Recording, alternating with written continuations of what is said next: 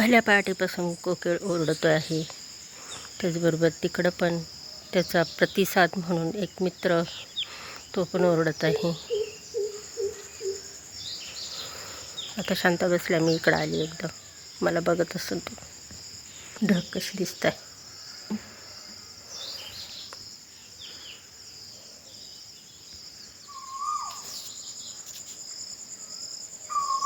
आवाज ऐकला.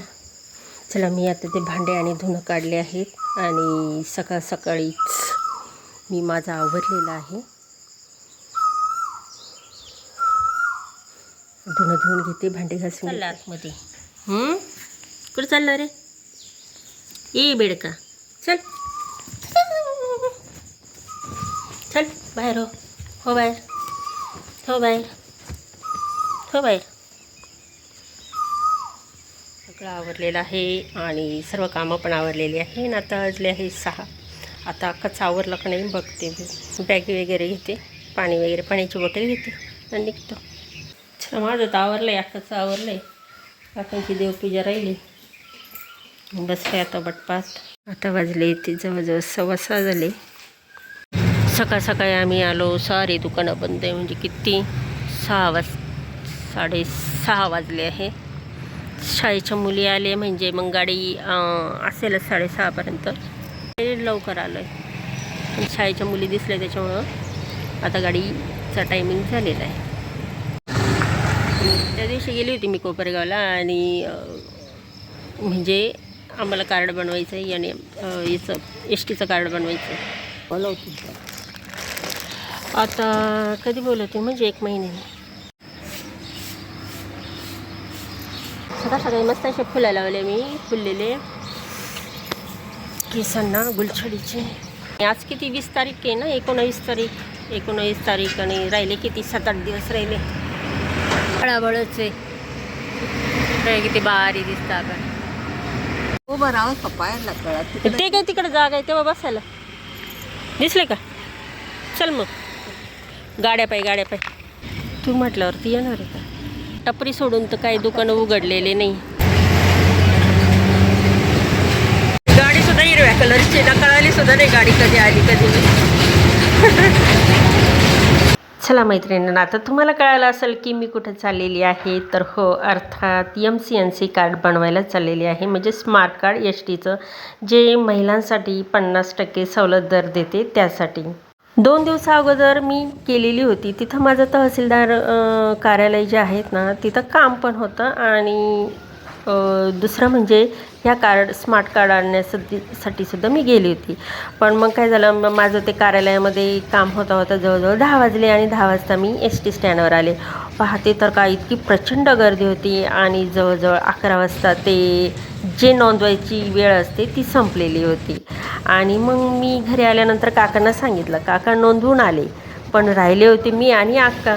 मग आम्ही दोघींनी जायचं ठरवलं. मग अक्काचं हे चालू होतं की तिने पारायणला सुरुवात केली होती आणि ते पूर्ण झाल्याशिवाय आम्हाला काही निघता येत नव्हतं. मग तिचं पारायण झालं. त्याच्यानंतर मग म्हणे की अभिषेकसाठी सुद्धा माझा 1 दिवस आहे. असं करता करता आमचे 4-5 दिवस गेले आणि सरते शेवटी आम्ही आज निघालो. तर अगदी सकाळ सकाळीच निघालो, कारण मी तिथली परिस्थिती बघितली होती. आणि सकाळ सकाळी ही जी गाडी होती ही आगारातून कॉलेजच्या मुलांसाठी सोडलेली असते. त्याच्यामुळे ही खूप वळसे घालून म्हणजे प्रत्येक गावागावातून जाते. आणि हे काय आम्हाला माहिती नव्हतं. मग तसाही म्हटलं की गेलो तरी आपण खूपच लवकर जाणार आहे, जाऊ दे थोडं उशिरा आपण गेल्यानंतर आपलाच पहिला नंबर असेल. सकाळचा कधी प्रवास करायची वेळच आली नाही आणि एकदम आता ही गाडी वळसा घालून जाणार आहे कॉलेजची. ही गाडी कॉलेजसाठी 7ला एक गाडी होती पण लक्षात नाही. आता हे कॉलेजचे मुलं आहे, शाळेचे मुलं आहे, हे आता उतरले. कारण ही सेपरेट म्हणजे कॉलेज आणि मुलांसाठी म्हणजे शाळकरी मुलांसाठीच ही गाडी असते.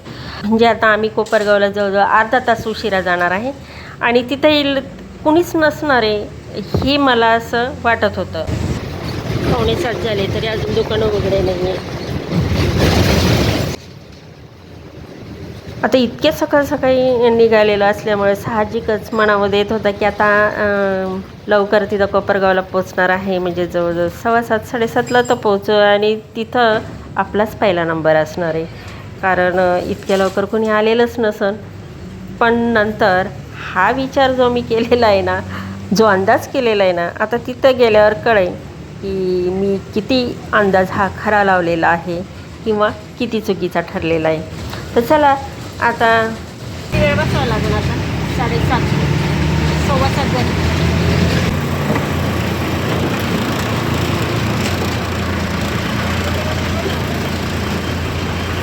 हां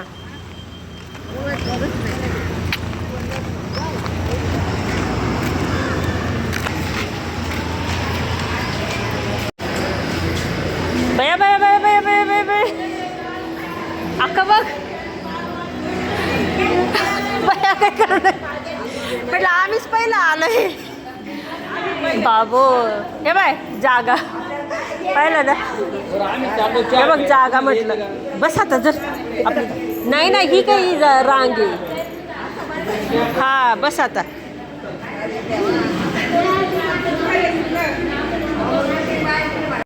मला वाटलं आपणच पहिले, पण पहिलं काच आहे. चला आता पुढे चला. हो तुमचे काढायचंय का काय? नाही घ्यायचंय घ्यायचंय का? ज्याला घ्यायचंय ते 11 वाजता येईल. लक्षात ठेव बरं का, कुणी पण मध्ये पलटी मार. हे का बरं असं हिच्या मध्येच कुठून आले? जागा अजिबात सोडू नको बरं का.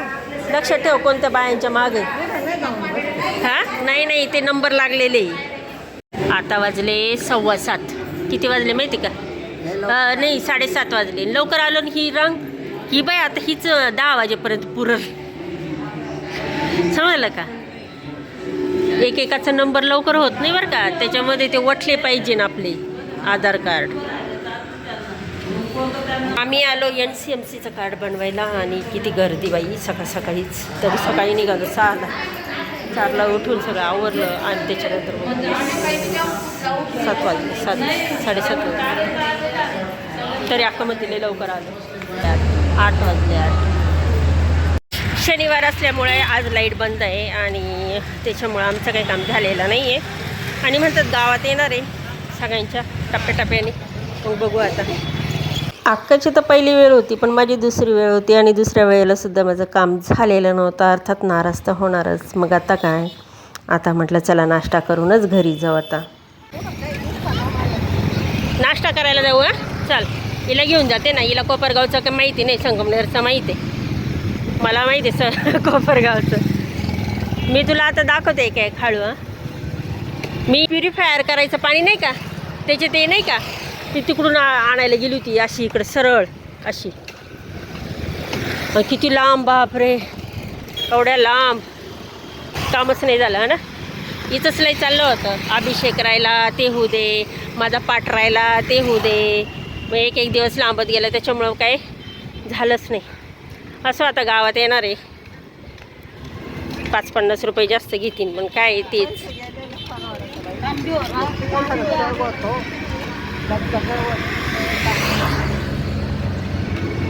जाऊ दे ना, काय एवढं. यायचं का पिक्चर पाहायला? चला म्हटलं आता नाश्ता करायला जाऊ. बघूया हे उघडं आहे का नाही. नाही तर मग त्यात तशी तर साफ करून राहिली. चल गे इकडं. अजून तर कोणीच नाही. गॅस टंचाईमुळं नाही. चला आता आम्ही घेतले आहे प्लेट मिसळ. त्याच्यामध्ये पूर्ण म्हणजे इथं फक्त मिसळच राहते. पोट भरून जाईन असं मी असं दुकान.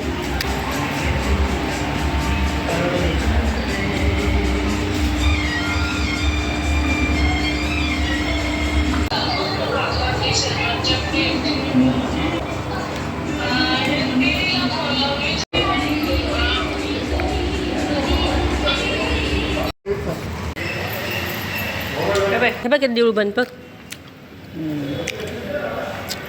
हां 3 ते 3:15 वाजता आहे. 11:30 नाही आहे. 3 वाजता दुपारी. जाऊ दे, झालाच नसता आपला पाऊल. चल इकडून इकडून चल, इकडून जाता येता. हां 12 ते 3 तू लय तयार झाली असते. चला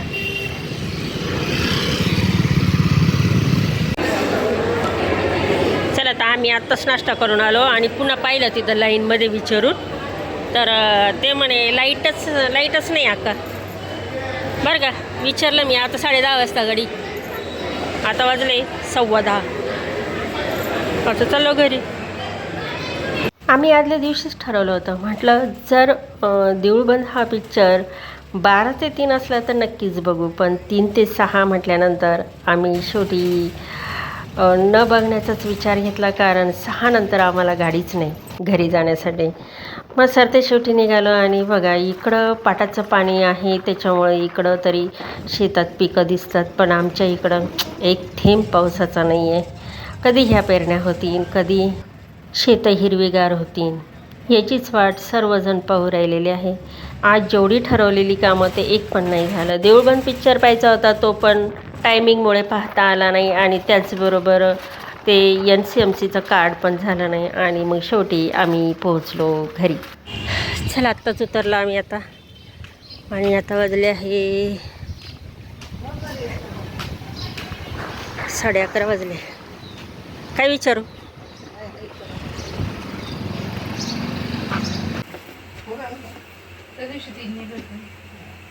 चला ब्रो करायची मला. अक्काचं काम जे आता इकडं होतं ना, तर त्यांचं ब्युटी पार्लर पण आहे. म्हटलं मग आलीच आहे तर ॲब्रो पण करून घेते मी. आणि खूपच वाढलेले होते, मग तो चेहरा पण अगदी कसतरी दिसत होता, आणि मग एकदम छानपैकी माझे ॲब्रो झालेले आहे. आता मी तुम्हाला दाखवते. चला ॲब्रो झाल्यात. काकांना फोन करते आणि बोलवते. पाय आता तिथपर्यंत काका इथून घ्यायला. पोस्टात काम होतं, म्हटलं चला पोस्टात घेतलं असतं करून.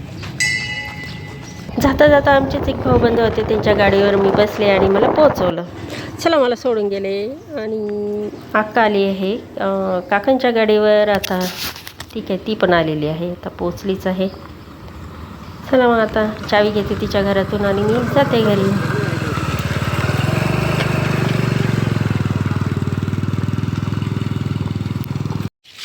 कसं झालंय आबा,